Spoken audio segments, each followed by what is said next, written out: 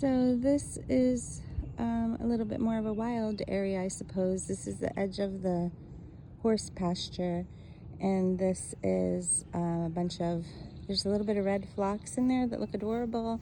It really needs water, and so I have to actually manually water these sometimes when they're looking a little bad. But these are my black-eyed Susans, and I do want to show you that I have, oh, it's coming.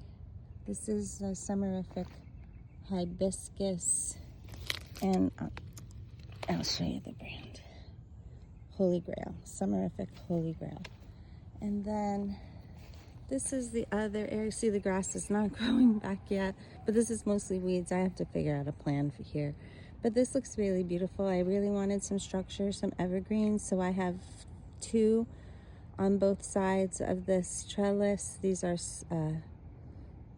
skyrocket junipers, and then I have these, but you can't see them because they match in with the mulch, and those will be bringing in beautiful berry color flowers, edge of night hibiscus.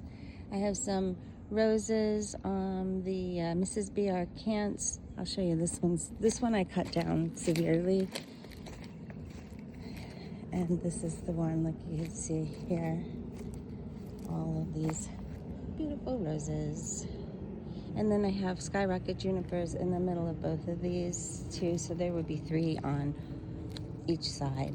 And then this here, I do have boxwoods here, and then this is, I never remember. It's not ladybanks, it's something like that.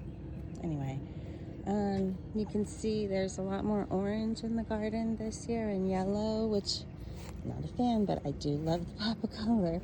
It does look beautiful. I just scattered some of these seeds down, and this is really, really vibrant here. I'm going to tell you, look at this. I went and ordered 2 more of these.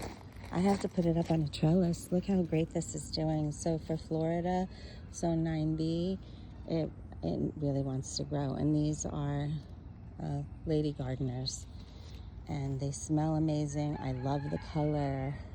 Look at here. Here are my zinnias that I just scattered around, and I need to do more zinnias.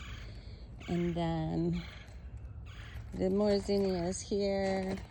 So I'm going to tell you, if you want to sow seeds from scratch, it's zinnias for the summer and coreopsis and phlox for the spring. And sunflowers will usually work too, but this is another Elizabeth. It's Elizabeth. Anyway, look how beautiful.